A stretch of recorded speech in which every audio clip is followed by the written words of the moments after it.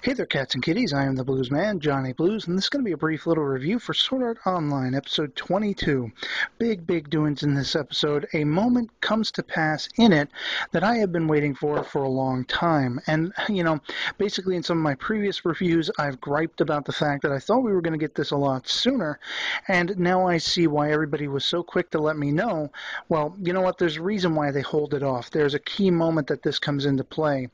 And wow, do I see the error of my ways, thinking this should have been a lot sooner. Now, before I get ahead of myself and get to that moment, basically we're picking up right where we left off. Kirito has launched himself after Yui basically senses Asuna up at the top of that world tree in that cage, and he just smacks right into that invisible barrier up in the clouds.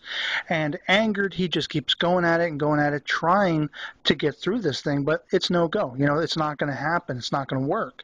So Yui ends up using this sort of emergency contact thing.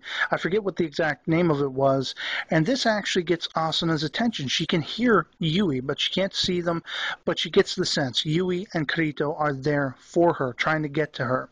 And she uses that key card, which I thought was a masterstroke in this story, that she got in the previous episode in that sort of den of horrors that is all as a result of Sugo manipulating people's minds and stuff like that. She takes this key card and she chucks it out the side of the cage, and it falls down right into Kirito's hands. And they figure out right away, this is a sign. She knows we're here. And I love that passion with which Kirito basically says to Leafa, thank you very much for getting me here, but now I have to go. I have to go find her.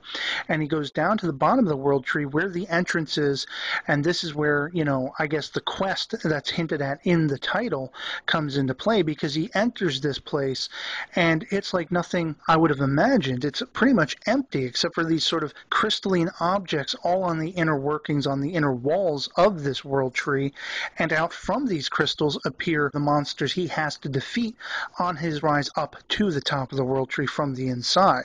And having been an avid gamer myself with Final Fantasy and RPGs that are similar, when you enter a dungeon sort of setting like this and you just see those monsters starting to spawn and respawn ad infinitum, like they do in this world tree, it just shocked me. And I was like, Kirito, you better just fall back now.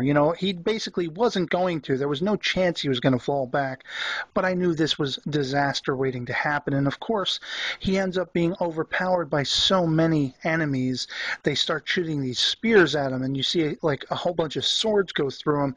He ends up getting killed. Now, what really surprised me was the fact that while I did think Leafa would probably pick up with him again, I didn't expect her to come raging full on into the world tree itself like Kirito did, but she does. She basically comes in and she saves him. She gets the little wisp of hair that he's been reduced to, essentially, in his dead form, I guess, before he can respawn himself or heal himself, whatever. And this is just amazing to me, the unabashed fearlessness she shows, because she has such a strong connection to Kirito. She wants to save him, and she just barely gets out of there with her life, saving him in effect, and then bringing him back into the game by healing him or whatever it is. And this is where, we have that moment I've been building up to. Essentially, he wants to walk right back into the world tree yet again. He's very, driven by the passion he has to see Asuna again, to save her and all of this stuff. And he's got all this weighing him down. He even says to Yui at one point, I cannot just stand around and do nothing anymore. It's driving me crazy. For everybody who's been saying, he's really not been doing a hell of a lot to get to her, well, it's all been about the journey getting to the world tree in the first place. And here we have the perfect example, in his own words, that it's killing him. It's basically, he's really having to keep himself in line, in check, to deal with this circumstance, because he's desperate to find Asuna again. And he's about to just go strolling right back in, devil may care, to the world tree and do it all over again, get killed all over again. And Leafa's standing there and she just grabs him. She doesn't want him to go in. And this is when he lets it slip. I need to save Asuna. I need to find Asuna. And the look of horror, the stricken horror on her face. And then they both realize, she's like, are you my brother? And he basically turns around awestruck as well, Sugo, And it's just insane, because of course then they both log out. And I don't care what anybody says, whether you've liked Leafa or Sugo or not, this was an emotional confrontation that happens between them, because essentially he has no idea that she's in love with him. He's basically operating under the assumption she's going to be upset that he's playing a game again, back involved in a nerve gear situation like SAO. He's oblivious to her emotions, and she lets all of this out, basically telling him, I was falling in love with you. I know we're not actually siblings. I know that, at some point you found that out and you distanced yourself from me, but then when you came back, you were nice to me, and that made me start to fall for you. And then when I realized I couldn't because you love Asuna, I started falling for this guy in the game that I met, and now it is you. And so it's understandable to see that she would be richly tormented by this. It's just like every which way she goes, life is treating her unfairly. It's teasing her with these possibilities and then ripping them away. And this is something we've all gone through in life, whether it be with money, with relationships, friendships, even parental relations, familial relations. There are people whose parents split up and they have to teeter-totter between them. And so there's this conflict of emotions, and that's exactly what Suga's been going through. The whole crux of this sort of arc in the story is about that conflict she has, the sort of romantic feeling she has for her former brother, who's not really her brother, and all of this stuff.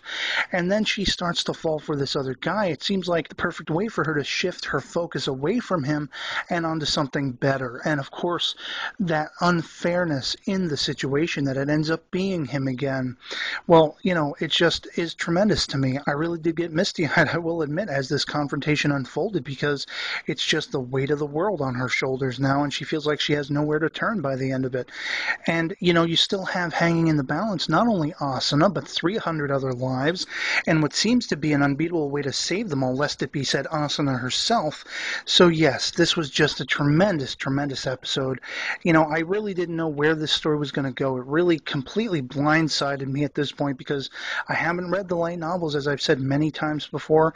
I didn't see this coming at this point, and it couldn't have been any more pitch perfect. I'm solidly ramped up for the last few episodes of this particular arc and the series for now, and I'd love to hear from you guys in the comments below. What did you think of this episode, whether you've liked Lifa, Sugu, or not? Did this carry any weight for you as a viewer? And otherwise, I'd love to hear from you if you are a fan of the light novels, if this is still sticking with it. I know somebody dropped some hints in the last review that I did that there were some things that had been left out, so I would love to know from you guys what's going on with the series. Are they sticking close to it ever still?